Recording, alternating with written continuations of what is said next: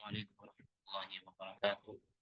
الحمد لله حمدا كثيرا طيبا مباركا فيه. اللهم صل وسلم على نبينا محمد وعلى آله وصحبه وسلم تسليما كثيرا. رب اشرح لي صدري ويسر لي أمري واحلل عقدة من لساني يفقهوا قولي.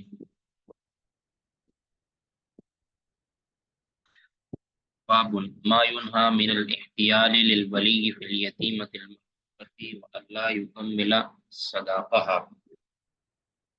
کون پڑھیں گے جی؟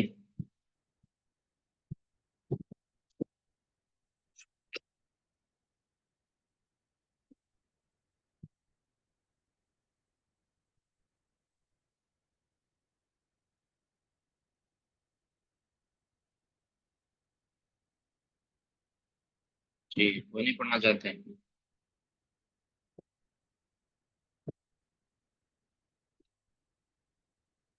السلام علیکم ورحمۃ اللہ وبرکاتہ۔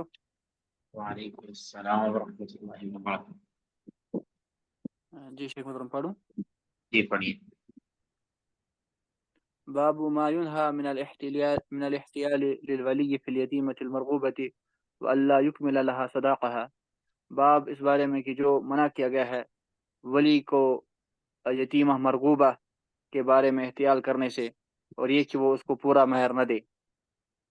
یہ یعنی ممانت ہے کہ ایسی یتیم بچی ظاہرہ یتامت جو ہوتی ہی بلوغت سے پہلے ہے، وہ لڑکی کے جس کا باپ ہو تو چکا ہو اور ابھی وہ عمر بلوغ کو بھی نہ پہنچی ہو تو اس کو یتیمہ کہتے ہیں، ٹھیک ہے۔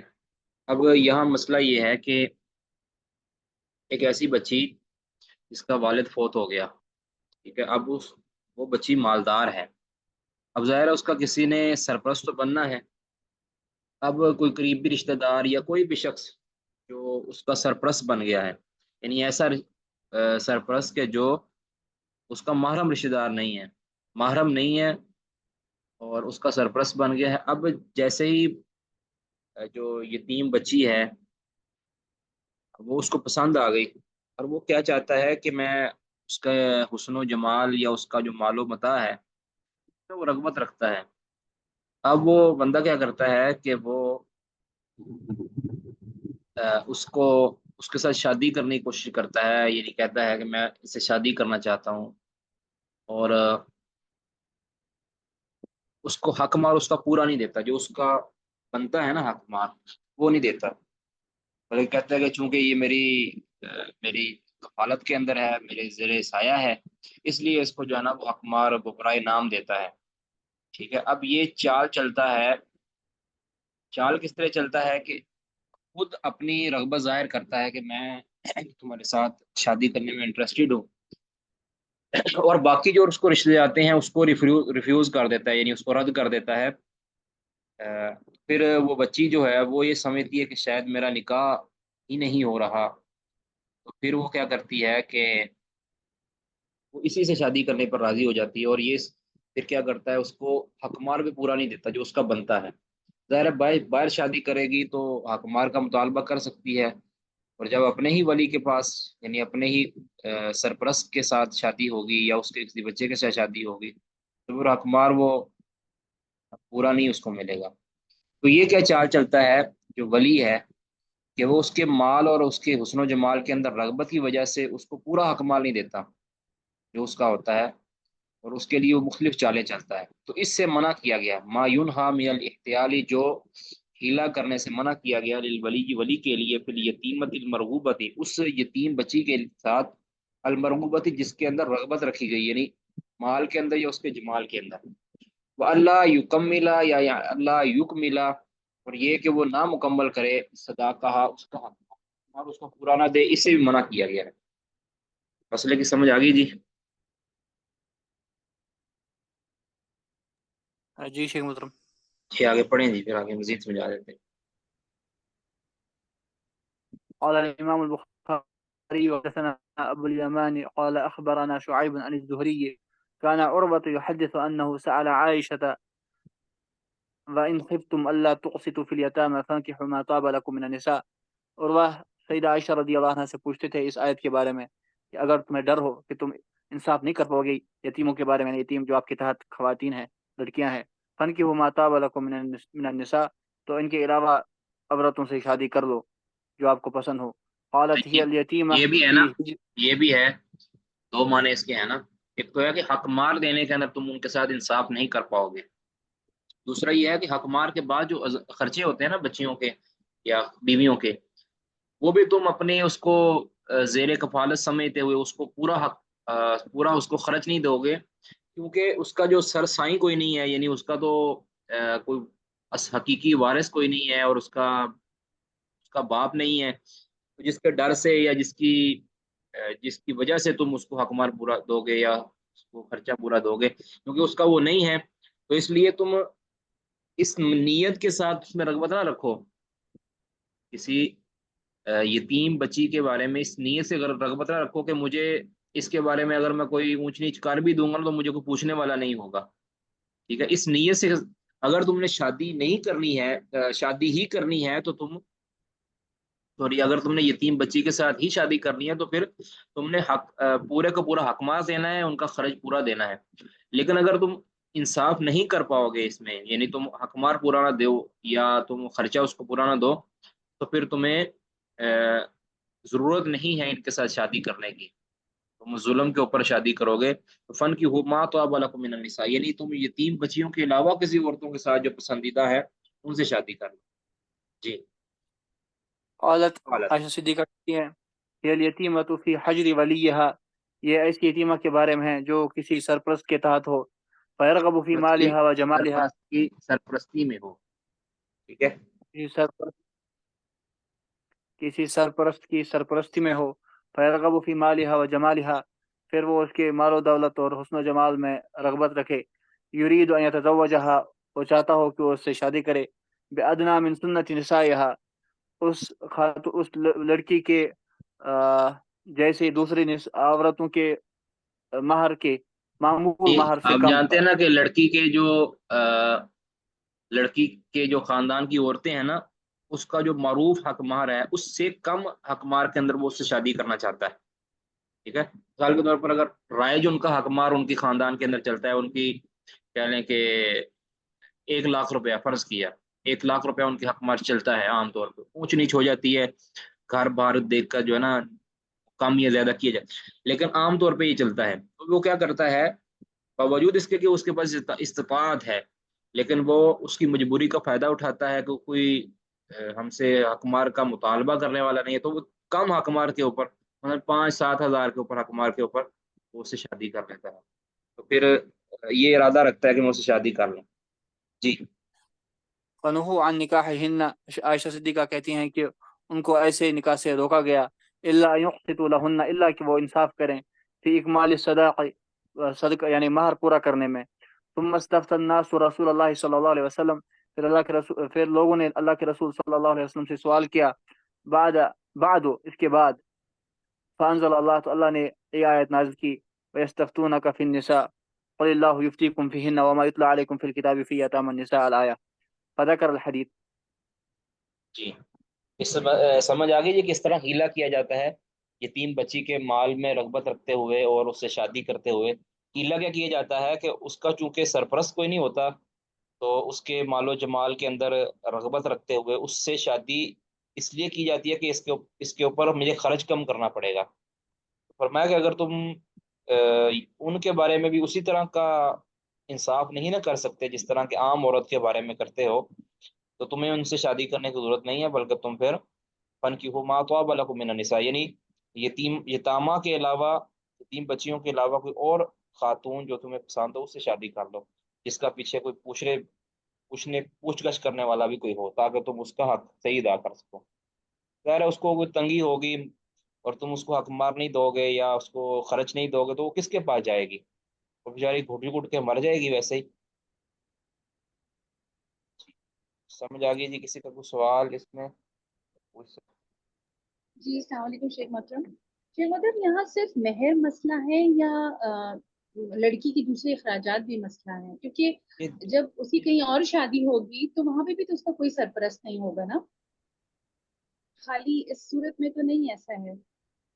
نہیں ادھر یہ ہے نا کہ اب وہ خود اس کا ولی ہے، ولی بنا ہوا ہے نا، تو اگر کسی اور جگہ پہ اس کی شادی کرے گا تو اس کو پوچھنے والا تو کوئی ہوگا نا۔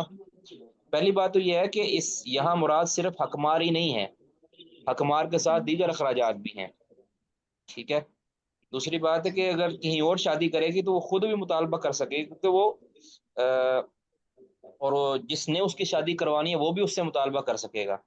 ادھر کیا ہے، ادھر وہ چونکہ اس کی زیر کفالت ہے، اب وہ کوئی بات نہیں کر سکتی، کبھی شرم کے مارے بات نہیں کرے گی، اور ویسے بھی وہ کہتے ہیں نا، وہ کہتے ہیں میں تو تیرے جناب سارے خرچے خرچے اٹھاتا رہا ہوں، یا میں تم میرے ہاں ہی پلی بڑی ہو، تو ظاہر ہے بندہ شرما جاتا ہے، اور اس میں اپنا حق مانگنے سے جو ہے نا وہ گریزاں ہوتا ہے۔ ادھر اپنا حق بندہ مانگ سکتا ہے، کہیں اور شادی کرے گا۔ ٹھیک ہے، جزاک اللہ۔ جی آگے کون پڑھیں گے جی؟ اجمیر بھائی آپ کے پاس دوبارہ آتے ہیں انشاءاللہ، فی الحال کوئی اور جی پڑھیں۔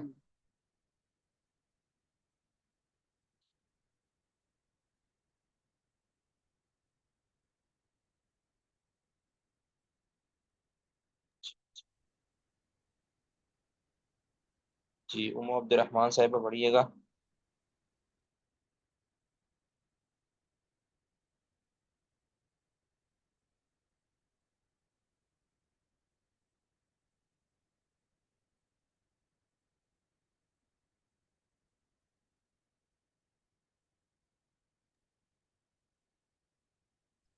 السلام علیکم ورحمۃ اللہ وبرکاتہ۔ وعلیکم السلام ورحمۃ اللہ وبرکاتہ۔ اعوذ باللہ من الشیطان الرجیم، بسم اللہ الرحمن الرحیم۔ باب اذا غصب جاریۃ، باب ہے کہ جب تو ایک پہلے اس مسئلے کو ذرا سمجھ لیجئے پہلے نا، یہ تو یہاں لونڈی کی بات ہوئی ہے نا، واسطہ جاریہ کا۔ فرض کیا کسی نے کسی کا موبائل چھین لیا، اس کو موبائل بڑا پسند آیا تھا، یا کوئی بھی چیز، کوئی سواری، کوئی موبائل، کوئی گاڑی، کوئی چیز اس طرح کی چھین لی، اب وہ اس کو پسند آئی تھی، اب وہ غصب کر لی اس نے۔ غصب کرنے کے بعد جب معاملہ اس کا عدالت کے اندر گیا، قاضی کے پاس گیا، تو اس نے کہا جی وہ تو ضائع ہو گئی۔ اب قاضی نے کیا فیصلہ دیا کہ بھی ٹھیک ہے، اگر ضائع ہو گئی ہے تو تم اس کی چٹی بھر دو۔ ادھر تو لونڈی کی مثال دی نا کہ اس نے کہا لونڈی فوت ہو گئی ہے، میں نے وہ لونڈی چھینی تھی اس کی، اور اس کی بہانہ کیا لگایا کہ جی لونڈی تو فوت ہو گئی ہے۔ اب اس نے کہا ٹھیک ہے اس کی چٹی دو بھی، چٹی جرمانہ اس نے دے دیا جی، اس کی قیمت جو ہے نا برابر اندازے کے ساتھ جو قیمت اس کی لگائی تھی وہ اس نے دے دیا۔ تو ظاہر آپ کو پتہ ہی ہے کہ کتنی قیمت دی جاتی ہے۔ اب بعد میں جب وہ چیز واپس، ظاہرہ وہ تو جھوٹ بولا تھا اس نے، چیز ظاہرہ ضائع نہیں ہوئی تھی، اب بعد میں جو ہے نا پتہ چلا کہ یہ تو واقعی چیز موجود ہے اس کے پاس، اس نے تو جھوٹ بولا تھا عدالت کے اندر جا کے، تو صحیح بات یہ ہے کہ اب وہ چیز اس کو واپس دی جائے گی۔ یہ چیز جو اس نے غصب کی تھی وہ چیز اس کو واپس دی جائے گی، اور جو قیمت اس نے یعنی چٹی اس کو مالک کو دی تھی، حقیقی مالک کو، وہ بندہ اتنی قیمت اس کو واپس کر دے گا۔ فرض کیا ایک شخص کی گاڑی چوری ہوئی ہے، غصب کی گئی ہے، گاڑی کسی نے چھین لی ہے، تو گاڑی کا اس نے بہانہ لگایا جی یہ گاڑی تو ضائع ہو گئی ہے، گاڑی تو کہیں گم ہو گئی ہے، وغیرہ وغیرہ جو بہانہ لگا سکتا ہے۔ اب قاضی نے کہا کہ آپ تم 10 لاکھ روپے اس کو دو گے جی، جی 10 لاکھ روپے اس نے دے دیا۔ 10 لاکھ روپے دے، بعد میں پتا چلا کہ گاڑی تو اس کے استعمال میں ہے۔ اب وہ کہتا ہے کہ میں گاڑی جو ہے نا واپس لوں گا، میں نہیں، وہ گاڑی دینی نہیں ہے۔ اب کیا ہے، ضروری ہے کہ وہ گاڑی اپنی واپس لے لے گا، اور جو 10 لاکھ روپے اس گاڑی کے عوض اس نے لیا تھا وہ 10 لاکھ روپے واپس کرے گا، ٹھیک ہے۔ لیکن حناف کیا کہتے ہیں؟ حناف کہتے ہیں نہیں، اب یہ تو صحیح مسئلہ ہے جو میں نے بتایا ہے، اب حناف کہتے ہیں کہ نہیں، جب اس نے وہ چیز واپس لے لی ہے نا، سوری اس نے جب اس کی قیمت لے لی ہے نا، چٹی لے لی ہے، تو لہٰذا اب چیز واپس ظاہر ہونے کے بعد بھی وہ چیز اس کے پاس ہی رہے گی، وہ اس سے واپس نہیں لی جا سکتی، جبکہ یہ بات بالکل غلط ہے۔ ہوتا دراصل یہ ہے کہ مثال کے طور پر ایک شخص گیا ہے کسی کے پاس کہ میں نے اپنی گاڑی مجھے سیل کر دو، اب دیکھیں اس کے اندر کس قدر حناف کے اس قول کے اندر کس قدر خرابیاں پائی جاتی ہیں۔ اب ایک شخص گیا اپنے، اس کو گاڑی پسند آئی ہے، وہ گیا اس کے پاس بھی، مجھے گاڑی اپنی سیل کر دو. کہتے جی میں تو سیل ہی نہیں کرنا، میری تو یہ بڑی پسندیدہ گاڑی ہے اور بڑی جدی پشتی گاڑی ہے، یا جو بھی اس کے ساتھ اس کے تعلق ہوں، اس چیز کے ساتھ ایک محبت اور اس کا پیار ہو. اب وہ ہے بدماش پارٹی، وہ کہتے بھی تم نے قیمت نہیں دینی تو ہم تم سے چھین لیں گے. انہوں نے اس کی گاڑی چھین لی. اب عدالت کے اندر جا رہا انہوں نے کہنا کہ بھی کتنے ماڈل گاڑی ہے، یہ ماڈل. اس نے جو ہے نا وہ اندازہ لگا کے اس کی جو ہے نا قیمت دلوا دی. اب بعد میں وہ بڑی آسانی کے ساتھ جناب لے پھرتا ہے گاڑی. اب احناف کے مطابق تو اس سے گاڑی چھین نہیں سکتا کیونکہ اس نے قیمت اس کی ادا کر دی ہے، جبکہ یہ بہت بڑی خراب. اسی طرح ایک یہاں جو ہے نا لونڈی کی بات، کیوں لونڈی کی بات ذرا زیادہ بہتر سمجھ آئی. اب لونڈی کئی بڑی اچھی، یعنی اس کی حسن و جمال کسی کو اچھا لگ گیا. اب اس نے کیا کیا، کہا کہ مجھے سیل کر دو یہ لونڈی. اس نے کہا بھی نہیں، میری اس کے ساتھ رغبت ہے، میں اس کو سیل نہیں کرنا چاہتا. تو اس نے جو ہے نا وہ لونڈی اس نے چھین لی. لونڈی اس سے چھین لی تو قاضی کے پاس گیا. قاضی نے جو ہے نا قیمت دلوا دی، اس سے چٹی دلوا دی. یعنی بہانہ اس نے لگایا کہ میری وہ لونڈی تو فوت ہو گئی ہے، میں نے جو چھینی میں نے تھی، لیکن وہ لونڈی فوت ہو گئی ہے. تو اچھا لونڈی فوت ہو گئی تو کہتے اس کی قیمت ادا کرو. مریض میں اس نے کہا ٹھیک ہے میں قیمت ادا کر دیتا ہوں. اب جو چیز اس کو سیدھے طریقے سے سیل نہیں کی جا رہی تھی، اس نے ایک ہیلا کر کے، غصب کر کے، بہانہ لگا کے، جھوٹ بول کے اس نے وہ چیز قیمتاً خرید لی ہے. اب احناف کہتے ہیں کہ دنیا کی کوئی طاقت اس سے وہ دوبارہ چیز واپس نہیں لے جا سکتی، کیونکہ وہ اس کی قیمت ادا کر چکا ہے. جبکہ یہ بات غلط ہے، اس کی قیمت اس نے ادا نہیں کی، اس کی تو چٹی اس نے بھری ہے. قیمت ادا تب ہوتی ہے جب دونوں کے اندر، فریقین کے اندر خرید و فروخت کا معاہدہ طے پاتا ہے کہ اس نے کہا میں نے تمہیں چیز بیچی، اس نے کہا میں نے خرید لی. اس کے وقت قیمت ہوتی ہے. وہ قیمت اس کی ادا نہیں کی گئی، وہ چٹی بھری گئی ہے. وہ تو اس نے غصب کیا تھا، غصب شدہ مال کی جو ہے وہ تقویم کی گئی ہے، اس کی جو ہے نا قیمت ادا کی گئی ہے. اس کا ثمن یعنی اس کی جو اصل ریٹ ہے وہ نہیں ادا کیا گیا. تو اس مسئلے کو جو ہے نا اس رائے کے اندر سمجھا جائے تو یہ بہت بڑی خرابی ہے معاشرتی، کہ اگر کچھ شخص، کیونکہ وہ مالک ہے، اب مالک نہیں سیل کرنا چاہتا تو پھر کوئی دنیا کی طاقت اس سے کیوں لے سکتی ہے. تو یہ ایک ہیلا نکالا گیا ہے احناف کی طرف سے، اور یہ بہت بڑی خرابی ہے. باب اذا غصب جاریتن، اگر کوئی شخص کسی کی لونڈی چھین لیتا ہے، فزعم، اور پھر یہ دعویٰ کرتا ہے کہ یعنی قاضی کے سامنے جا کے یہ دعویٰ کرتا ہے کہ انہا ماتت، کہ یہ لونڈی تو فوت ہو گئی ہے. فقضیہ، تو پھر فیصلہ کیا جاتا ہے قاضی کی طرف سے. فقضیہ بقیمت الجاریتی، جاریت المیتتی، اور پھر اس فوت شدہ لونڈی کی قیمت کے برابر فیصلہ کر دیا جاتا ہے. ثم وجدہا، پھر وہ لونڈی کو پا لیتا ہے، اس کے پاس پا لیا جاتا ہے لونڈی کو. واقعتاً اس کے پاس تو ہے، یہ جھوٹ بولی اس نے. ثم وجدہا صاحب ہوا، پھر لونڈی کا جو حقیقی مالک تھا اس نے اس لونڈی کو پا لیا. تو فہی لہو، تو درست مسئلہ یہ ہے فہی لہو، تو کہ وہ لونڈی اس کو واپس کی جائے گی، یعنی اس کے حقیقی مالک کی ملکیت ہوگی. وَيَرُدُّ الْقِيمَةَ، اور وہ جو حقیقی مالک جس نے قیمت لی تھی اس سے، وہ اس قیمت کو لوٹا دے گا واپس. وَيَرُدُّ، اور وہ یعنی مالک جو لونڈی کا مالک تھا حقیقی، وہ لوٹا دے گا القیمت، اس قیمت کو جو اس نے قاضی کے فیصلے کے بعد لی تھی. ولا تکون القیمت ثمنا، یہ جو قیمت ہے نا، یہ جو اندازے کے ساتھ لگائی ہوئی قیمت، یہ ثمن نہیں بنتا، کیونکہ ثمن تو بنتا ہے اس وقت جب خرید و فروخت کی جائے.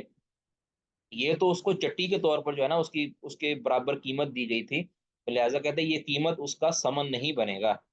بات واضح جی؟ آگے پڑھیں جی. اب جو احناف ہیں ان کا مسئلہ پڑھیں وقال جی. بعض الناس، ہاں جی، بعض الناس کہتے ہیں بعض لوگوں نے کہا الجاریۃ للغاصب، جاریہ یعنی لونڈی للغاصب، غاصب کے لیے ہے، یعنی چھیننے والے کے لیے. پھر لأخذہ بھی فیصلہ القیمۃ، کیا ہے اس کہ لیے کہ ہاں جی، لأخذہ القیمت، لأخذہ القیمۃ منہ، اس کہ لیے وہ کہ لونڈی کے اس جو کی حقیقی اس سے مالک ہے قیمت اس نے لے لی گئی. قیمت اس کی لے لی ہے اس نے. کہتے ہیں کہ فیصلہ ہونے کے بعد جب لونڈی کا پتہ چلے کہ واقعہ پر اس کے پاس تو زندہ لونڈی ہے، تو پھر کہتے ہیں کہ یا غاصب کی ملکیت بن جائے گی لونڈی. بعض الناس کہتے ہیں، کیونکہ لیاخذی القیمت ہے، کیونکہ لونڈی کے حقیقی مالک نے اس کی قیمت لے لی ہے، یعنی قیمت اس سے حاصل کر لیا، لہذا اب وہ غاصب سے دوبارہ مطالبہ نہیں کر سکتا کہ تم اپنی قیمت واپس لو اور مجھے لونڈی دو، نہیں کر سکتا۔ تو آگے کیا کہہ رہے ہیں؟ فی ہذا، وفي هذا احتيال لمن اشتهى جارية رجل، یعنی اس میں اس لیے کہ اس میں یہ ہیلا کیا گیا ہے اس کے لیے یعنی اس میں اس کہ شخص جو کا ہیلا ہے، لونڈی اس کے اندر، اس مسئلہ کے اندر اس شخص کا ہیلا ہے کہ جو لمن اشتہا جاریت رجل، جو کسی شخص کی لونڈی کو پسند کرتا ہے، اس کو اچھی لگتی ہے، تو اب وہ بندہ جو ہے نا لا یبیعوہا، وہ اس کو فروخت ہی نہیں کرنا چاہ رہا، خود اس کو اچھی لگتی ہے، تو کسی نے دیکھنے والے نے لونڈی کے اوپر نظر پڑی، اس نے کہا بھی یہ بڑی اچھی لونڈی ہے، مجھے فروخت کرو، اس نے کہا نہیں میں نہیں بیچنا چاہتا اس کو، میری ملکیت ہے، یا میرے کسی بھی طرح جو ہے نا میری استعمال کے اندر ہے۔ وغصبها، وہ کیا کرتا ہے اس کے اوپر اس کو چھین لیتا ہے۔ واعتل، پھر چھیننے کے بعد جب مقدمہ چلتا ہے تو واعتل، تو پھر یہ عذر پیش کرتا ہے، علت ظاہر کرتا ہے، وجہ بناتا ہے بھی انہا ماتت، کہ وہ تو مر گئی ہے، تم سے میں نے چھینی ضرور تھی لیکن وہ تو مر گئی ہے۔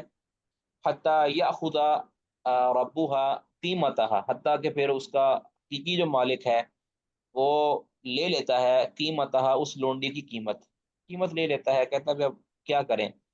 فیتیب للغاصب جاری پڑھیے۔ فیطیب للغاصب جاریۃ غیرہ، بس وہ غاصب کے لیے کسی اور کی لونڈی حلال ہوگی۔ قال نبی صلی اللہ علیہ وآلہ یہ اس وسلم، کے لیے لونڈی کہتے ہیں بالکل صحیح ہو جائے گی اس کی، وہ کہہ لیں آپ کو اس نے قیمت ادا کر دی ہے۔ تو یہ کس قدر کہہ لیں کہ عجیب و غریب سا مذہب ہے کہ یہ ہلا سازیاں اور لوگوں کے مال پر غصب کرنے کے جو ہے کہہ لیں کہ ان کو خلا شیریاں دینے والی بات ہے۔ تو ایسا بالکل بھی اس کی ملکیت حاصل نہیں ہوتی، وہ جب تک اس کو استعمال کرے گا وہ غصب شدہ چیز کو استعمال کرے گا، جتنی مرضی اس کی قیمت ادا کر دے، جب تک اس کے اندر وہ سچا نہیں ہے، واقعتاً اس کی لونڈی اس سے ضائع ہوگی ہو، فوت ہو گئی ہو، واقعتاً جب تک فوت نہیں ہوتی تب تک اس کی جان نہیں چھوٹے گی۔ قال النبی صلی اللہ علیہ وسلم، آگے نبی صلی اللہ علیہ وسلم کا یہ فرمان ہے کہ اموالکم علیکم حرام، کہ تمہارے اموال، یہ اب تفصیلی حدیث کا ٹکڑا ہے نا، کہ تمہارے خون، تمہارے اموال، تمہاری جانیں تمہارے اوپر حرام ہے، یعنی ایک دوسرے کے اوپر تمہارے اموال حرام۔ اب یہ جو لونڈی ہے یہ بھی مال ہے، اب اس غلط طریقے کے ساتھ اس طرح کا مال ہڑپنا یہ حرام ہی رہے گا، ٹھیک ہے۔ اب یہ تو ہے ایک حدیث کا ٹکڑا، اب آگے والا دوسری حدیث کا ٹکڑا، وقال النبی سمجھے وَلِكُلِّ غَادِرٍ لِبَاءٌ یوم القیامہ، یہ الگ حدیث کا ٹکڑا ہے، یہ امام بخاری رحمہ اللہ نے یہاں اس کو وہ بیان کیا، معلق بیان کیا ہے، اور امام بخاری رحمہ اللہ نے ان دونوں حدیثوں کو، یعنی الگ الگ جو حدیثیں ہیں ان کو امام بخاری رحمہ اللہ نے موصول بھی بیان کر دیا۔ جو پہلے والا حصہ ہے وعلیکم علیکم حرام، یہ بخاری مسلم کی روایت ہے، امام بخاری رحمہ اللہ نے اس کو کتاب الحج کے اندر بھی ذکر کیا ہے، غالباً کتاب الفتن کے اندر بھی ذکر کیا ہے، ٹھیک ہے۔ اور آگے جو لکھا لکل غادر لواء یوم القیامہ، اس کو تو نیچے ہی ذکر کر دیا ہے۔ تو یہاں جو ہے نا ہر جو غادر ہے، دھوکے باز، اس کے لیے جھنڈا ہوگا قیامت کے دن، اور صحیح مسلم کے اندر جو ہے کہ ان دا استی ہی، اس کی سرین پر اس کو جھنڈے کو گاڑا جائے گا۔ تو اب یہ بھی غادر ہے، ٹھیک ہے، غادر ہے، اس وجہ سے اس کی حرمت کی طرف اشارہ کیا ہے کہ یہ ایسا کرنا بالکل حرام ہے، ان ہیلوں سے کوئی بھی چیز حلال یا جائز نہیں ہے۔ آگے بڑھیں۔ قال حدثنا أبو نعيم قال حدثنا سفيان عن عبد الله بن دينار عن عبد الله بن عمر عن النبي صلى الله عليه وآله وسلم قال لكل غادر لواء يوم القيامة يعرف به، یعنی ہر دھوکے باز کے لیے قیامت والے دن ایک جھنڈا ہو جائے گا، جس جھنڈا ہوگا جسے وہ پہچانا جائے گا، یعنی جس کا غدر کی علامت کیا ہوگی کہ اس کے اوپر جھنڈا اس کی است پر ایک جھنڈا گاڑا جائے گا، جھنڈا لگایا جائے گا، تو یہ اس کے غادر ہونے کی علامت ہوگی۔ یہ امام بخاری صاحب ثابت کرنا چاہ رہے ہیں کہ یہ غصب شدہ مال کو ان ہیلوں کے ساتھ جائز قرار دینا یہ بالکل بھی درست اقدام نہیں ہے۔ بابن، اچھا بابن کے متعلق پہلے بھی عرض کیا تھا کہ اس کے دو مطلب ہو سکتے ہیں، کہ بلکہ میں نے تو خیر ایک مطلب ہی ذکر کیا تھا، دوسرا بھی آج پھر ذکر کر دیتے ہیں۔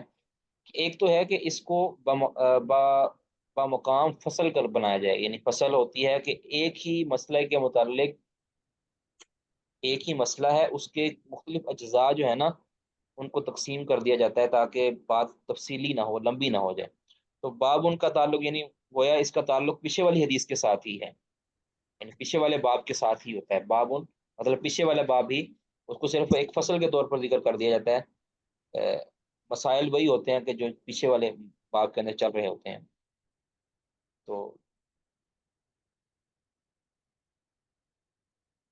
آگے دوسرا مطلب یہ ہوتا ہے کہ بسا اوقات امام بخاری رحمہ اللہ باب ذکر کرنا یہ بتانا چاہتے ہیں کہ یہاں جو ہے نا عنوان آپ خود لگا لیں، ٹھیک ہے۔ بعض اہل علم نے بڑا پیارا یہاں نقطہ بتایا کہ جس طرح امام بخاری رحمہ اللہ پچھلے دنوں شیخ ارشاد اللہ قصری حفظہ اللہ بھی میرے خیال ان کا بھی میں نے پڑھا تھا کہیں کہ انہوں نے کہیں کسی طالب علم کو بتایا یہ نقطہ کہ امام بخاری رحمہ اللہ جس طرح ایک فقیہ ہے نا، اس طرح فقیہ گر بھی ہیں، کہ فقیہ بنانا بھی چاہتے ہیں، کہ ساتھ ساتھ سمجھاتے بھی ہیں کس طرح تم نے مسئلہ اخذ کرنا ہے۔ تو یہ باب ان کئی بار کیا کرنا، امام بخاری کہتے ہیں کہ یہاں خود تم لگا کے دیکھو، خود یہاں سے مسئلہ اخذ کر کے دیکھو، یہ بھی ایک مطلب ہو سکتا ہے، ٹھیک ہے۔ جیسے استاد جو ہے نا کبھی مسئلہ بات سمجھا رہا ہے اور پھر کبھی کبھار کہتا ہے کہ یہ مسئلہ تم خود حل کرو، تو جب وہ طلبہ سے حل کرواتا ہے تو امام بخاری بھی گویا اپنے قاری کو ایک طالب علم کے ساتھ کی طالب علم کی طرح ڈیل کرتے ہیں کہ تم خود بھی اجتہاد کرو یہاں پہ۔ تو پیچھے والی حدیث کے ساتھ بھی اس کا تعلق ہے، پچھلے والے باب کے ساتھ بھی اس کا تعلق بالکل واضح ہے، اور زیادہ راجح یہی ہے کہ یہ پچھلے والی باب کے ساتھ اس کا تعلق ہے۔ پڑھیں گے جی، کون پڑھیں گے جی؟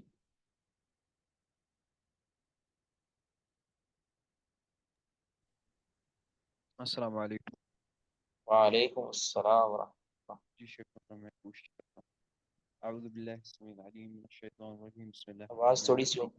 آواز کم ہے آپ کی۔ جی آواز آ رہی شیخ صاحب؟ جی سر پڑھیے گا۔ قال حدثنا محمد بن اچھا کثیر بعض جگہ عن پہ نا سفیان۔ بابن، یہاں پہ بابن تو ہے، بعض جگہ پہ یہ باب بھی نہیں ہے، ٹھیک ہے۔ ابن بطال وغیرہ نے یہاں پہ باب ذکر ہی نہیں کیا بغیر یعنی ترجمہ کے۔ جی قال حدثنا محمد بن كثير عن سفيان عن هشام عن عروة عن زينب ابنة أم سلمة عن أم سلمة عن النبي صلى الله عليه وسلم قال إنما أنا بشر وإنكم تختصمون، میں تو صرف ایک بشر ہی ہوں اور تم آپس میں جھگڑتے رہتے ہو۔ نہیں، وَلَعَلَّ بَعْضَ۔ وَإِنَّكُمْ تَخْتَصِمُونَ إِلَيَّ، الیہ نہیں لفظ ادھر ہے، جی شکر، یہاں تو نہیں۔ اور تم اپنے جھگڑے لے کر آتے ہو، انکم تختصمون، اور بے شک تم اپنے جھگڑے لے کر آتے ہو، اور دوسری روایت کے اندر ہے الیہ کے لفظ بھی ہیں کہ میری طرح تم اپنے جھگڑے لے کر آتے ہو، یعنی تمہارے آپس کے جو تنازع ہیں تم ان کو حاکم کے پاس یا میرے پاس ان کو لے کر آتے ہو۔ جی وَلَعَلَّ بَعْضَكُمْ أَن يَكُونَ أَلْحَنَ بِحُجَّتِهِ مِنْ بَعْضٍ، اور ممکن ہے کہ تم میں سے کوئی۔ آپ کی آواز کم آ رہی ہے، پتہ نہیں کیوں۔ آ رہی ہے؟ جی اب ٹھیک آ رہی۔ جی یہ ہیڈ فون لگایا تھا تو۔ وَلَعَلَّ بَعْضَكُمْ أَن يَكُونَ أَلْحَنَ بِحُجَّتِهِ مِنْ بَعْضٍ، اچھا اور ممکن ہے۔ میرا ویسے ارادہ تھا کہ میں ہیڈ فون یا اس طرح کی کچھ چیز لوں، لیکن میں نے تو اب جو ہے نا ارادہ ترک کر دیا ہے، بالکل ترک کر دی ہے، کیونکہ جتنے ساتھی ہیڈ فون والے ہیں سب کی آواز اس وقت ہی آتی ہے جب وہ ہیڈ فون اتار دیتے ہیں۔ جی شیخ صاحب، میں نے آج ہی لگایا تھا تھوڑا یہاں پہ، تو اور بھی۔ سنائی کیا محترم، آواز سنائی صاف دیتی ہے لیکن جو آواز جاتی ہے وہ ذرا بھاری ہو جاتی ہے، یہ اس طرح کچھ ہو، کبھی دور ہو جاتی ہے۔ کس بغیر ہیڈ فون کے؟ جی ہیڈ فون کے ساتھ جو ہے نا وہ آواز سنائی تو صاف دیتی ہے، جو بولنے والا ہوتا ہے، جو جی جس نے ہیڈ فون لگایا ہوتا ہے، لیکن اس کی اپنی آواز جو ہے یا تو قریب ہوگا اس کا مائک لیڈ والا تو وہ بھاری ہو جائے گی، دور ہوگا تو وہ آواز بھی دور ہو جاتی ہے، بس ایسے پرابلم میں نے چلتا نا ہے۔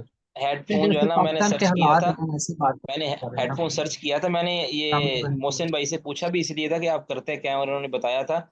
میرا ارادہ تھا کہ ہیڈ فون کو یہ نا میں نے سرچ کیا تھا کہ اچھا سا ہیڈ فون لیتے ہیں، اس کے بعد شور ہوتا ہے تو پھر ہم جو ہے نا، لیکن پھر میں نے تو بالکل ترک کر دیا ارادہ کہ جب 20,000 والا ہیڈ فون جو ہے وہ یا ایئر بڈ جو ہے وہ تنگ کرتے ہیں، پھر ظاہر ہے میں تو 20,000 کا لے بھی نہیں سکتا۔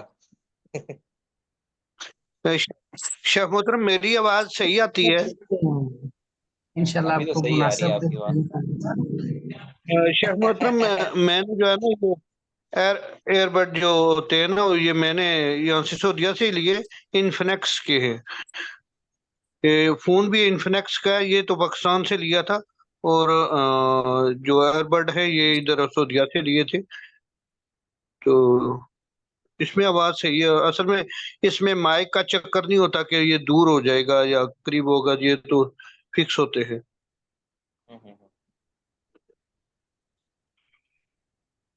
چلو ٹھیک ہے،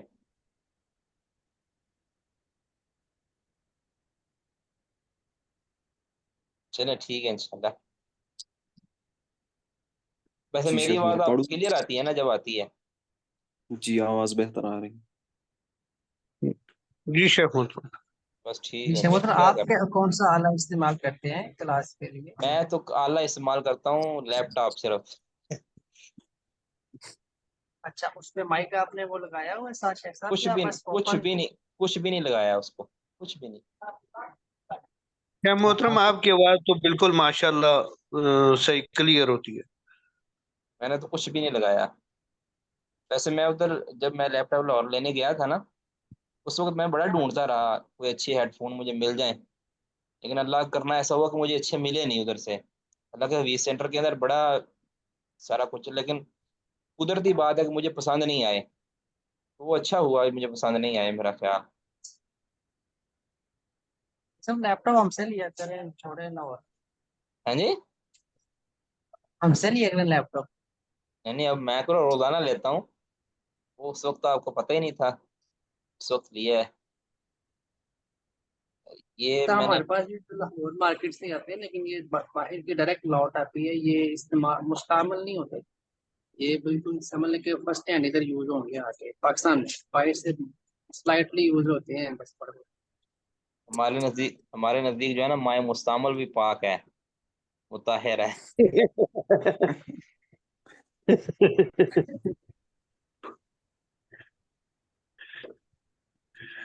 ریٹ ان سے کم ہوگا نا شیخ صاحب، جی ریٹ بھی ان سے کم ہوگا نا، چلو میں آپ آپ کو سے تو اپنا ویسے لیپ ہی ٹاپ پروفٹ نہیں نا اپنے ملنا لیپ ٹاپ شیخ کی صاحب۔ پکچر وغیرہ بھیجتا ہوں نا، آپ ریٹ مجھے بتائیں، پھر پتہ چل جائے گا آپ کتنا کتنے سستے ہیں آپ۔ جی جی شیخ صاحب پروفٹ تو نہیں نا لینا آپ بھائیوں سے، شیوخ سے، یہ وہ بڑے شیوخ کو اب یہ نوٹری صاحب آپ نے دین رہی صاحب بڑے شیوخ ہیں، جابر کوٹی صاحب ہے، ان کو موبائل وغیرہ دیے ہیں۔ آپ نے جو شیخ ابو یہ نوٹری صاحب کا موبائل دیکھا شیخ صاحب میں نے دیا؟ اصل میں نے موبائل بھی رمضان کے اندر الحمدللہ لے لیا تھا، اور لیپ ٹاپ بھی میں نے نیا ہی لیا ہے، تو ماشاء اللہ۔ اگر پہلے آپ کو پتا ہوتا مست لو استقبلت من امری مستدبرت مشتریت الحاسوب ولا الجوال الا منک۔ جی چلیں، وَإِنَّكُمْ تَخْتَصِمُونَ، اور بے شک تم جھگڑا لے کر آتے ہو، وَلَعَلَّ بَعْضَكُمْ أَن يَكُونَ أَلْحَنَ بِحُجَّتِهِ مِنْ بَعْضٍ، اور ہو سکتا ہے کہ تم میں سے بعض وہ اپنی دلیل کے اندر دوسرے سے زیادہ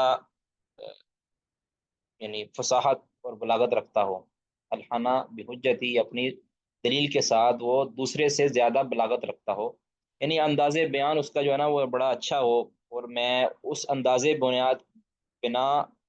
بیان کی بنیاد پر میں اس کی طرف مائل ہو جاؤں، ٹھیک ہے، اس نے یعنی اپنا معافی ضمیر بیان اس انداز میں کیا ہے دوسرے کے مقابلے کے اندر کہ مجھے یہ لگے کہ میں یہ حق پر ہے یا یہ سچا ہے یا اس کی بات میں زیادہ وزن ہے، فرمایا وا اقضی لہو علی نحو ما اسمع، اور میں اس کے لیے اس اسی مطابق فیصلہ کر دوں کہ جو میں نے اس سے سنا ہے، یعنی اس کی بات سن کر میں اس کے حق میں فیصلہ کر دوں، تو ہو سکتا ہے کہ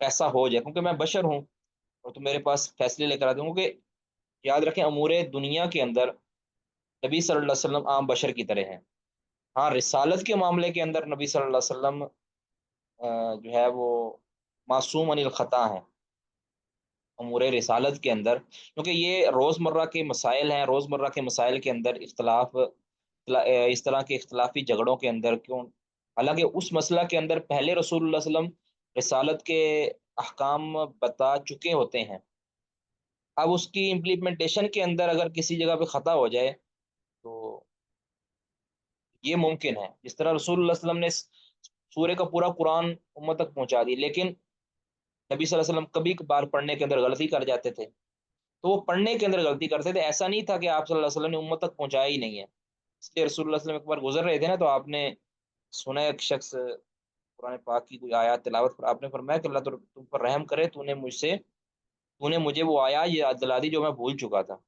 اب رسول اللہ صلی اللہ علیہ وسلم اس معاملے کے اندر غلطی کر سکتے ہیں، ٹھیک ہے، اس طرح رسول اللہ صلی اللہ علیہ وسلم نے نماز کا پورا طریقہ صحیح بتا دیا، لیکن بسا اوقات آپ صلی اللہ علیہ وسلم نماز کی رکعتوں کے اندر بھول گئے تھے، تو امپلیمنٹیشن کے اندر کبھی کبھار خطا نبی صلی اللہ علیہ وسلم سے ہو سکتی ہے، اور وہ بھی آپ کی ذات کے اندر، آپ کی ذات کے اوپر قدغن کا باعث نہیں ہے، وہ محض بشری کمزوری کی وجہ سے رسول اللہ صلی اللہ علیہ وسلم کے ساتھ ایسا ہوتا تھا، ورنہ رسول اللہ صلی اللہ علیہ وسلم کبھی بھی اللہ کی یاد سے غافل نہیں ہوتے تھے، اور بس اوقات کبھی بھی اللہ تعالیٰ اللہ رب العزت کی مخالفت نہیں کرتے تھے جان بوجھ کے۔ تو آپ نے فرمایا کہ بتقاضۂ بشریت اگر کوئی اپنی حجت کے اندر زیادہ فصیح ہو اور میں اس کی بات سن کے اس کے مطابق فیصلہ دے دوں، اس کے حق میں دے دوں، تو آگے فرمایا فمن قضیت له من حق اخیہ شیئا، اب آگے اگر کسی کے لیے میں فیصلہ کر دوں من حق اخیہ شیئا، اس کے جو مخالف بھائی کے حق سے کچھ بھی فیصلہ کر دوں، فلا یاخذ، اسے میں حکم دے رہا ہوں کہ وہ اس کو نہ لے، وہ فیصلے کو قبول نہ کرے، اس کے لیے یہ بہتر ہے فانما اقطع له قطعۃ من النار، کیونکہ میں اس کے لیے جہنم کا ایک ٹکڑا کاٹ کے دے رہا ہوں، ٹھیک ہے، گویا رسول اللہ صلی اللہ علیہ وسلم بھی اگر کسی کے بات کو سن کر اس کے حق میں فیصلہ دے دیں کہ جو اس کے حق میں فیصلہ حقیقت کے اندر نہیں ہے، ٹھیک ہے، اس کو کسی چیز کا حقدار ٹھہرا دیں، ایسی چیز کا حقدار ٹھہرا دیں کہ جو اس کا حق نہیں ہے، تب بھی وہ شخص حق بجانب نہیں ہو سکتا، جب بھی وہ اس کا مالک نہیں بن سکتا، بلکہ وہ ایک ٹکڑے جہنم کے ایک ٹکڑے کا مالک بنا ہے۔ تو بیعینی ہی اگر کوئی قاضی کسی کی بات سن کے، کسی غاصب کی بات سن کے یا غاصب کے متعلق غاصب کے حق میں فیصلہ دے دیتا ہے، تب بھی وہ اس کا حقیقی مالک نہیں بنتا۔ یہ امام بخاری رحمہ اللہ ثابت کرنا چاہ رہے ہیں کہ کسی کے قاضی کے فیصلہ کرنے کی بنیاد کی وجہ سے، چاہے اس نے جیسا بھی فیصلہ کیا ہے، چاہے اس نے جان بوجھ کے غلط فیصلہ کیا ہے یا اس نے اپنے دلائل کو مد نظر رکھ کے جو بھی اس نے فیصلہ دیا ہے، اگر کوئی محمد رسول اللہ صلی اللہ علیہ وسلم بھی اگر کوئی فیصلہ کسی کے حق میں دے دیں اور وہ اس کا حقدار نہ ہو، تب بھی اس کے حق میں وہ فیصلہ وہ چیز اس کے لیے جائز نہیں ہو جائے گی۔ جب رسول اللہ صلی اللہ علیہ وسلم کی کہے ہوئے فیصلہ کسی کے حق میں ناحق جو چیز ہے اس کے حق میں حق نہیں ہو جائے گی، اسی طرح پھر دوسرا قاضی جو ہے وہ اگر فیصلہ کرتا ہے تب بھی وہ چیز اس کے لیے روا یا جائز نہیں ہو جائے گی۔ سمجھ آ گئی جی؟ اس کا مناسبت سمجھ آ گئی ہے؟ اس کو سمجھ آ گئی ہے وہ بتا دے۔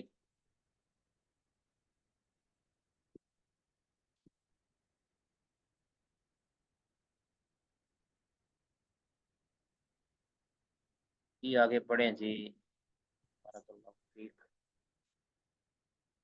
باب فی نکاح، نکاح کے بارے میں پیچھے کچھ ذکر ہوئے ہیں نکاح کے، جس طرح نکاح شغار وغیرہ، ادھر تھا نکاح کے اندر جو ہیلا کیا جاتا ہے۔ اب یہ نکاح کے شرائط کے اندر جو یعنی شواہد کے اندر جو ہیلا کیا جاتا ہے اس کے بارے میں آئی جی۔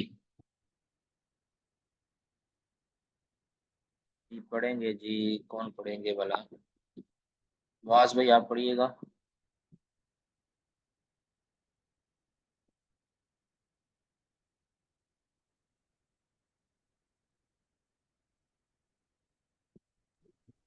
السلام علیکم۔ جی قال حدثنا مسلم بن إبراهيم قال حدثنا هشام قال حدثنا يحيى بن أبي قصير عن أبي سلمة عن أبي هريرة عن النبي صلى الله عليه وسلم قال لا تنكح البكر حتى تستأذن۔ نبی صلی اللہ علیہ وسلم نے فرمایا کہ کسی کنواری کا نکاح اس کی اجازت کے بغیر نہ کیا جائے، وَلَا السَّيِّبُ حَتَّى تُسْتَأْمَرَ، اور نہ ہی شوہر دیدہ کا کہ اس سے وہ مشورہ تھا، اجازت دے دو۔ مشورے، اس کے مشورے کے بغیر اس کا نکاح نہیں کیا جائے گا۔ فقیلا، تو آپ سے کہا گیا یا رسول اللہ صلی اللہ علیہ وسلم، اے اللہ کے رسول اللہ صلی اللہ علیہ وسلم، کیف اذنھا، کہ اس کا اذن، اس کی اجازت کیا ہے؟ قالا، تو آپ نے فرمایا اذا سکت، جب وہ خاموش رہے۔ یعنی باقرہ جو کنواری بچی ہے اس کی اجازت کس طرح ہوگی؟ اور بعض روایتوں کے اندر آتا ہے کہ وہ تو شرماتی ہے، وہ اجازت کیسے دے گی، یعنی بول کے کیسے دے گی؟ تو آپ نے فرمایا خاموش رہ جائے تب بھی اس کی اجازت۔ تو ابھی اس میں ہیلا کیا کیا جاتا ہے؟ وقال بعض الناس یعنی احناف کیا کہتے ہیں، ان لم تستاذن البکر، اگر باقرہ سے اجازت نہیں لی جاتی، ولم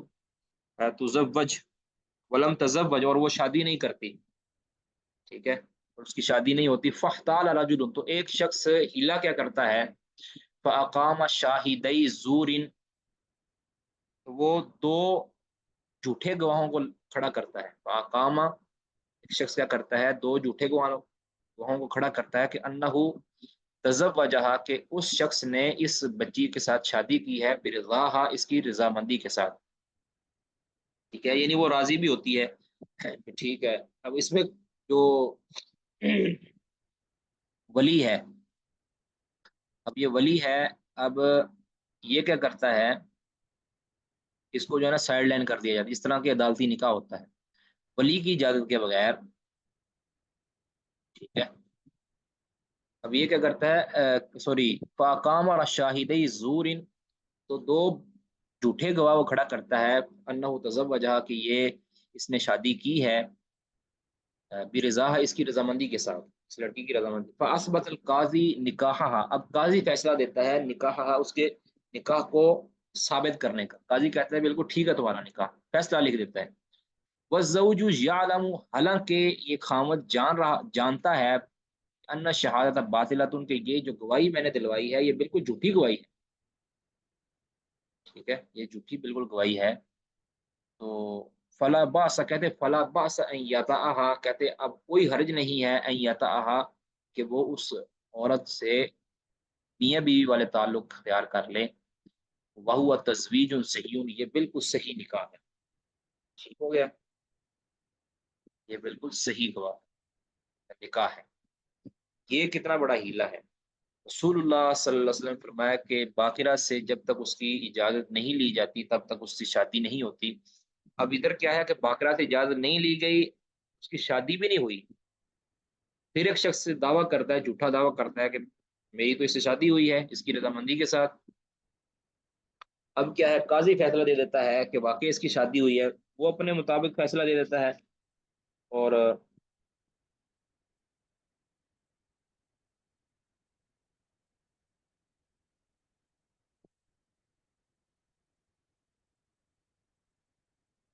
ان شہادتوں کی بنیاد پر وہ فیصلہ دے دیتا ہے کہ اس کی شادی ہو گئی۔ تو کہتے ہیں کہ باوجود اس کا کہ خامد جانتا بھی کہ میری یہ گواہیاں جو میں نے پیش کی ہیں یہ جھوٹی ہیں، تب بھی کہتا ہے کہ اس کے ساتھ وہ اگر میاں بیوی والے تعلقات رکھتا ہے، یعنی اس کی شادی ان کے نزدیک بالکل معتبر، یہ ایک بہت بڑا ظلم ہے. یہ جتنی بھی بھاگ کر بچیاں بھاگتی ہیں، بچے بھگا کے لے جاتے ہیں، ان کو کوئی سہولت دی ہوئی ہے تو تبھی یہ کام ہوتا ہے نا. ان کو پتہ ہے کہ بھاگ کے ہم نے شادی کر لینی ہے اور ہمارا نکاح شرعاً معتبر ہوگا. اگر کوئی ان کا نکاح ہی نہیں پڑھانے والا ہوگا تو تب وہ کبھی بھی یا تو زنا کریں گے، کم از کم نکاح کا صورت تو ان کی نہیں نا بنے گی، تو وہ بھاگ کے زنا کریں گے. اور وہ یعنی کم از کم ریشو جو ہے نا وہ آدھے سے بھی کم رہ جائے، بلکہ آدھے کیا بالکل معمولی ریشو رہ جائے گی. جو زانی ہی وہ بالکل بھاگے، ظاہر نکاح تو کریں گی نہیں وہ، کیونکہ نکاح کرنے والا ان کا کوئی ہوگا نہیں. جب ان کو عدالتی سپورٹ ہوتی ہے، جب ان کو ایک عالم، ایک مولوی صاحب اس کو جو ہے وہ نکاح آفر کرتے ہیں یا نکاح ان کا پڑھا دیتے ہیں، تب جا کے یہ سارا کچھ ہوتا ہے. معلوم ہوا کہ یہ جو ہیلا کیا جاتا ہے، عورت یعنی سیدھا سیدھا مسئلہ تھا کہ عورت سے پہلے رضامندی پوچھی جائے گی، ولی کی اجازت ہوگی، تب جا کے نکاح صحیح ہوگا. یہ کیا ہے کہ اگر نکاح ہوا بھی نہیں ہے لیکن دو جھوٹے گواہوں نے کہہ دیا ہے کہ نکاح ہوا ہے، نکاح ہوا ہے، تو قاضی فیصلہ دے دیتا ہے. اب کہتے ہیں قاضی نے چونکہ فیصلہ دے دیا، اس بنیاد پر قاضی حق اس کا ولی بن گیا ہے، تو ولی بننے کی وجہ سے لہذا اس کا نکاح بالکل معتبر ہوا. یہ بالکل کہنے کہ آپ یہ شرم لیس مسئلے ہیں یہ سب. آگے پڑھیں جی.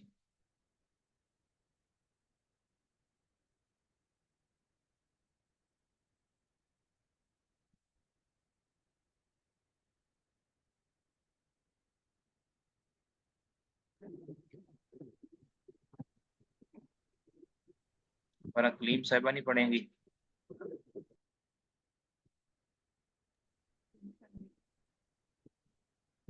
قال حدثنا علي بن عبد الله قال حدثنا آپ کی آواز کم آ رہی ہے، آواز کم آ رہی ہے.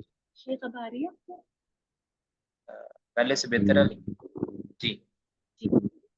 قال حدثنا علي بن عبد الله قال حدثنا سفيان قال حدثنا يحيى بن سعيد عن القاسم ان امرأة من آواز آپ کی نہیں آ رہی، شاید مجھے نہیں آ رہی ہے، کسی کو بھی نہیں آ رہی. صحیح پتا نہیں شیخ، میں تو اصل میں یہاں تھوڑا سا ہے وائی فائی کا مسئلہ، آج جیلوں میں تو تھوڑا سا پرابلم کر رہا ہے وائی فائی، تو کوئی اور پڑھ لے. جی پڑھیے.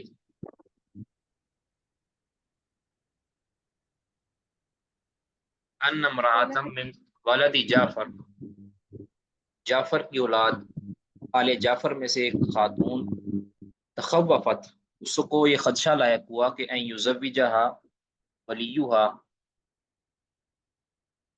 ان یزوجہا ولیہا وہی کارہۃ، کہ اس کا خامد، اس کا ولی اس کی شادی کر دے گا، وہی کارہۃ، جبکہ وہ اس شادی کو ناپسند کرتی ہیں، یعنی اس کی رضامندی کے بغیر ہی شادی کر دے گا. اس کو خوف لاحق ہوا. تو فارسلت الی شیخین من الانصاری، تو اس نے دو بزرگوں کی طرف خط لکھا، پیغام بھیجا. انصار کے دو بزرگ کون تھے؟ وہ تھے عبد الرحمن اور مجمع. عبد الرحمن یا عبد الرحمن یا عبد الرحمن، تینوں اعراب صحیح. اور مجمع یہ دونوں بھائی ہیں. ابنئی جاریہ تھا، جاریہ کے پوتے، یہ پوتے ہیں ان کے دادا کی طرف ان کی نسبت کی گئی ہے. تو یہ عبد الرحمن بن جاریہ اور مجمع ابن جاریہ کی طرف انہوں نے خط لکھا. فقالا، انہوں نے کہا، فلا تخشین، آپ خدشہ نہ ظاہر کریں، آپ ڈرے نہیں، کیونکہ آپ کا نکاح ہو ہی نہیں سکتا جب تک آپ کی شادی آپ راضی نہیں ہیں. اگر آپ کی جبری شادی کر بھی دی تب یہ نکاح رد ہو جائے گا. جب اگر آپ کی شادی جبری کر بھی دی ہے تب بھی یہ نکاح رد ہو جائے.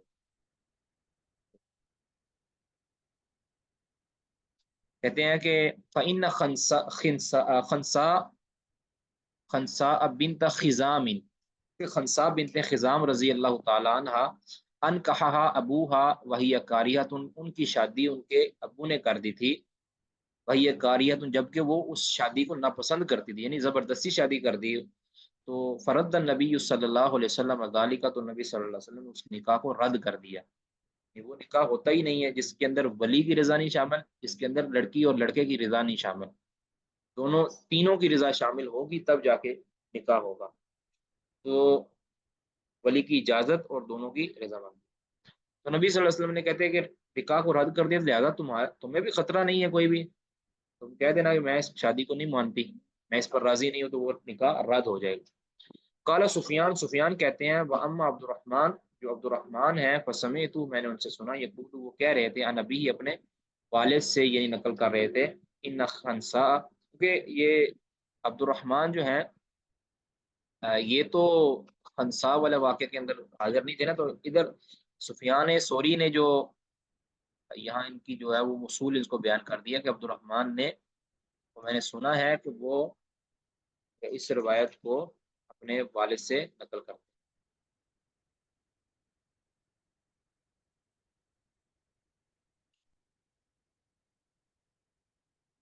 جی اس کی سمجھ آ گئی جی.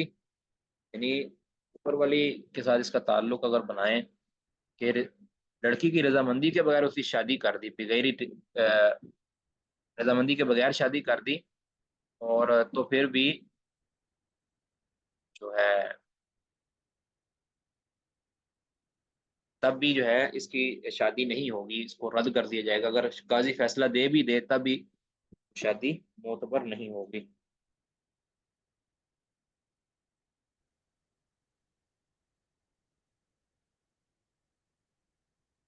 شیخ محترم، جی جی. شیخ صاحب، یہ عبد الرحمن اور مجمع، یہ صحابہ میں سے ہیں؟ یہ ایک منٹ مجھے وقت دیجیے گا تو میں ابھی آپ کو دن میں سے.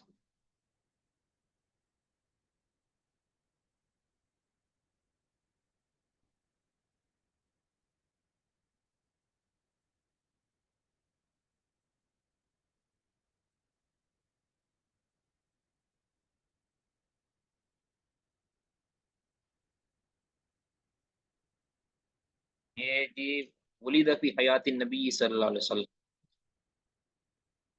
ٹھیک ہے، حد نبی میں ان کی پیدائش ہوئی تھی. ان کا میرا خیال ہے صحابی ہونا تو ثابت نہیں ہے شاید.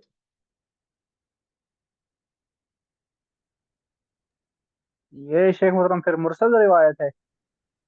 نہیں نہیں، آگے آ گیا ہے نا وہ. عبد الرحمن کہہ نہیں رہے کہ مجھے اپنے والد سے میں نے سنا، نبی ہی.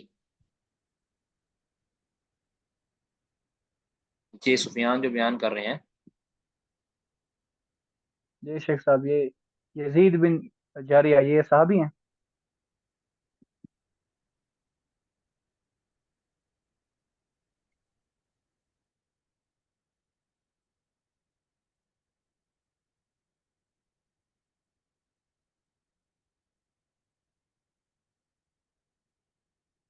لازمی سے ابھی ہوں گے انشاءاللہ.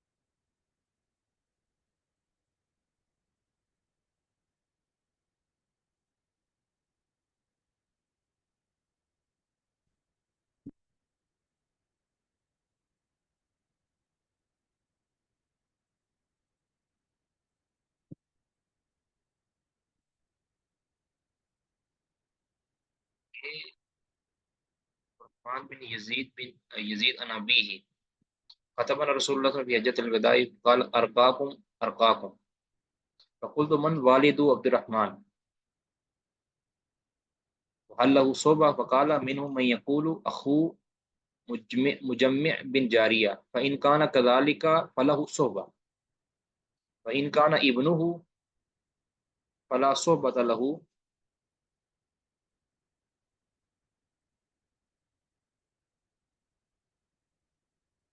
یہ یزید میرا خیال دو ہیں، پھر اس کا مطلب یہ ہے یزید بن جاریہ جو ہے نا،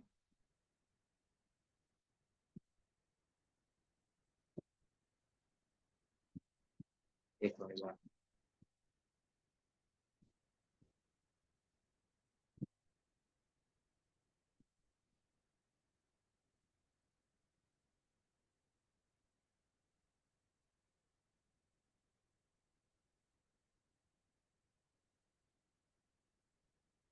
دیکھیں نا، یہ جو مجمع بن جاریہ ہے نا، مجمع بن جاریہ بن عامر، تو اگر یہ صحابی ہیں مجمع بن جاریہ، اور ویقال مجمع بن یزید بن جاریہ، تو جب یہ صحابی ہیں تو پھر ان میں تو ضرورت نہیں ہے، ٹھیک ہے، پھر تو یہ سند متصل ہی ہوگی نا، جب مجمع صحابی ہیں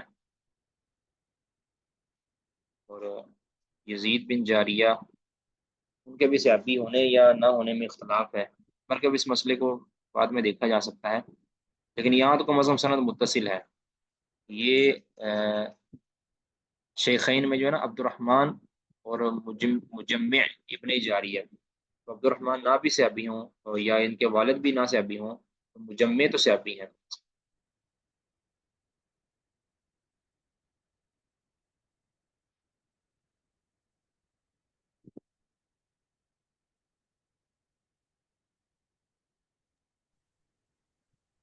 جی شیخ محترم، یہ میں نے ادھر صحیح بخاری میں 5138 میں بھی ہے یہ، اس میں یہ دونوں روایت کرتے ہیں خنسا رضی اللہ عنہ سے، جی تو بہرحال یہ ہر صورت میں متصل ہی ہے انشاءاللہ۔ جی جی،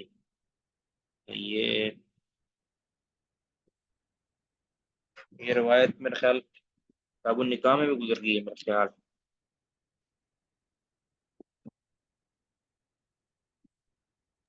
جی شیخ محترم 5138 کتاب النکاح۔ جی چلے ٹھیک ہے، پھر آگے پڑھیں جی، اور پڑھیں گے جی آگے۔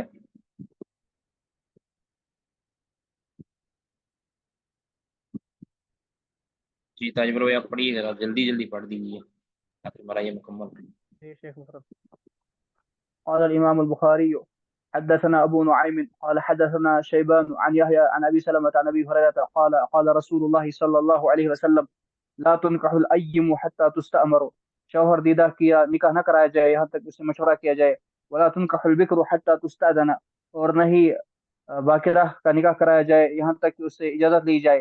قالوا كيف إذنها، نبی اکرم صلی اللہ علیہ وسلم سے صحابہ نے پوچھا کیسے اس سے اذن کیسے لیا جائے گا؟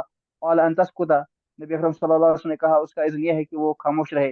فقال بعض الناس، اور بعض الناس نے کہا ان احتال انسان بشاہد زور على تزویج امرأة سیب بامرها، اگر کوئی انسان ہیلا لے لے اور دو جھوٹے گواہ کھڑے کر لے کہ اس عورت کی شادی کرائی گئی ہے اس کے اذن کے ساتھ، فاثبت القاضی نکاح، اور قاضی اس کے نکاح کو ثابت ٹھہرائے یا اس مرد کے ساتھ، وزوج یعلم انه لم يتزوجها، اور شوہر جانتا ہے کہ اس نے اس کے ساتھ صحیح نکاح نہیں کیا قد تو کبھی بھی، فانه يسعه هذا النکاح، تو اس کے لیے نکاح صحیح ہے، واسع ہے، ولا باس بالمقام له معها، اور اس کو اس کے ساتھ ٹھہرنے میں کوئی معنی نہیں، کوئی حرج نہیں۔ یعنی ان کا نکاح صحیح ہے، قاضی کے مہر ثبت کرنے سے اس کا نکاح صحیح ہو جائے گا، باوجود اس کے کہ خامد کو پتہ بھی ہے میں نے اس کے ساتھ نکاح نہیں کیا، ایجاب و قبول نہیں کیا، تب بھی قاضی کے کہنے سے کہتے ہیں نکاح ہو جائے گا، اور اس کے ساتھ ٹھہرنا یعنی بالکل اس کے ساتھ وہ عقد اس کا ثابت ہو جائے گا، اس کے ساتھ میاں بیوی والا رشتہ قائم ہو جائے گا۔ اللہ یاز اللہ، بات وہی ہے جو پہلے ہم نے کر دی ہے کہ کسی قاضی کے فیصلے کرنے کی وجہ سے وہ ایک ناجائز چیز اس کے لیے جائز نہیں ہو جائے گی۔ حدثنا ابو عاصم عن ابن جریج عن ابن ابی ملیکہ عن زکوان عن عائشہ رضی اللہ عنہا قالت قال رسول اللہ صلی اللہ علیہ وسلم البکر تستاذن، باقرہ سے اجازت طلب کی جائے گی، قلت ان البکر تستحی، میں نے عرض کیا اللہ کے رسول باقرہ تو شرما جاتی ہے، قال اذنها سماتها، اس کا خاموش ہو جانا ہی اس کی اجازت۔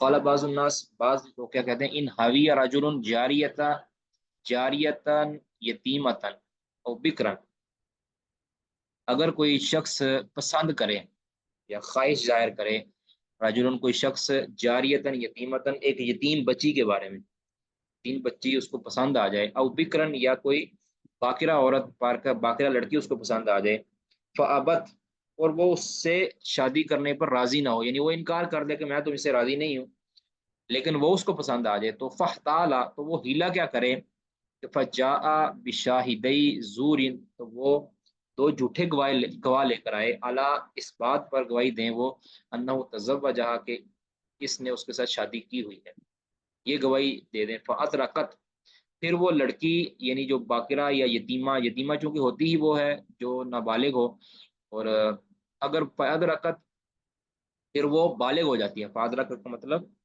وہ عمر بلوغ کو پہنچ جاتی ہے، تو فرازیت الیتیمۃ اب پہلے اس نے کیا کیا تھا، دعویٰ کیا تھا کہ اس نے حالت بچپن یعنی بچپن کے اندر جب وہ ابھی شادی کی جب ہوئی ہے، ابھی وہ بلوغت کو نہیں پہنچی تھی، تو اس نے دعویٰ کیا تھا دو جھوٹے گواہوں کے ساتھ کہ اس نے اس کے ساتھ شادی کر لی ہے۔ اب آپ جانتے ہیں نا کہ جب نابالغی کے اندر نکاح ہو جائے تو پھر خیار بلوغ حاصل ہوتا ہے، بلوغت کے بعد اس کو اختیار ہوتا ہے کہ یہ شادی کو قائم رکھ سکے یا شادی کو قائم نہ رکھے، کیا اگر وہ اپنے ولی کی نکاح کو رد کر دیتی ہے تو اس کو اجازت ہے۔ اب یہاں مسئلہ یہ ہے کہ اس نے جھوٹے گواہ پیش کیے حالانکہ اس نے شادی نہیں کی تھی، ٹھیک ہے، اور جب نابالغی کے اندر اس نے نکاح کی آفر کی تھی تو اس نے رد کر دی تھی، اب اس نے ہیلا کر کے دو جھوٹے گواہ پیش کر دیے کہ اس نے شادی کی ہے نابالغی کے اندر، پھر بعد میں جب وہ بالغ ہو جائے بچی، اب جہاں اس کو خیار بلوغ حاصل ہونا ہے باوجود اس کے کہ شادی تو ہوئی ہی نہیں تھی، اب وہ کیا رضیت الیتیمہ، اب وہ یتیمہ جو ہے یا وہ جو یتیمہ تھی، ٹھیک ہے، اب کیونکہ وہ بالغ ہو چکی ہے، اور رضیت الیتیمہ تو وہ بچی جو ہے وہ راضی ہو جاتی ہے کہ ٹھیک ہے میں تمہارے ساتھ رہنے کو لیے راضی ہوں۔ فقابل القاضی شہادت الزور، اب وہ قاضی اس کی جھوٹی گواہی کو مان لیتا ہے، قبول کر لے، والزوج یعلم ببطلان ذلک جب خامد جانتا بھی ہے کہ یہ جو گواہی ہے یہ بالکل باطل ہے، کہتے حل لہ الوطی تو قاضی کے فیصلہ کرنے کی وجہ سے اس کے لیے وطی کرنا حلال ہے، اس کے ساتھ میاں بیوی والے تعلق قائم کرنا حلال ہے۔ اب یہ کس قدر جھوٹ ہے کہ ایک بچی کے ساتھ جب اس کا نکاح ہی نہیں ہوا تو بعد میں عمر بلوغ کے بعد بچی اگر راضی ہو گئی ہے، ہم تو وغیرہ پہلے ہی جھوٹے گواہ پیش کر چکا ہے، وہ بھی راضی ہے، تو قاضی نے اس کی بات کو قبول کر لیا ہے، اس ہیلے کے ساتھ اگر کوئی بچی کو اپنے لیے حلال کرتا ہے کہتے ہیں یہ حلال ہو جائے۔ تو اب تین صورتیں یہاں بیان کی گئی ہیں اس کتاب باب النکاح کے اندر، تین صورتیں بیان کی گئی ہیں۔ علامہ کرمانی کہتے ہیں کہ پہلی جو صورت ہے یہ باقرہ کے بارے میں، یعنی تو باقرہ کے بارے میں اگر وہ ہیلا کرتا ہے تو اس کی رد کی امام بخاری نے کیا ہے۔ دوسری کے اندر رد کیا ہے انہوں نے جو سیبہ کے ساتھ، یعنی جو شوہر دیدہ خاتون ہے اس کے ساتھ ہیلا، جو کس ہیلے کے ساتھ اس کو اپنی بیوی بنانا، اس کا ذکر کیا گیا۔ اور تیسری کے اندر یتیمہ، ایسی بچی کہ جس کا باپ فوت ہوا ہے اور وہ اپنی عمر بلوغ کو نہیں پہنچی، اس کے ساتھ کس ہیلے کے ساتھ اس کو اپنی بیوی بنایا جا سکتا ہے، یہ تینوں کا ذکر امام بخاری رحمہ اللہ نے کیا ہے۔ یہ ہیلے باطل ہیلے ہیں، ان کے ساتھ کوئی بھی خاتون کسی کے ساتھ حلال نہیں ہو سکتی جب تک کہ اس کی عقد صحیح نہ ہو، یعنی نکاح صحیح نہ ہو۔ ان کے نزدیک یہ جس طرح پہلے عرض کیا تھا نا کہ نکاح شغار وغیرہ کہتے ہیں کہ شرط باطل ہے، شرط کو صحیح کر دیا جائے تو پھر بات بن جائے گی، اس طرح کی بات ادھر بنتی ہے۔ اللہ اعلم۔ بات واضح جی؟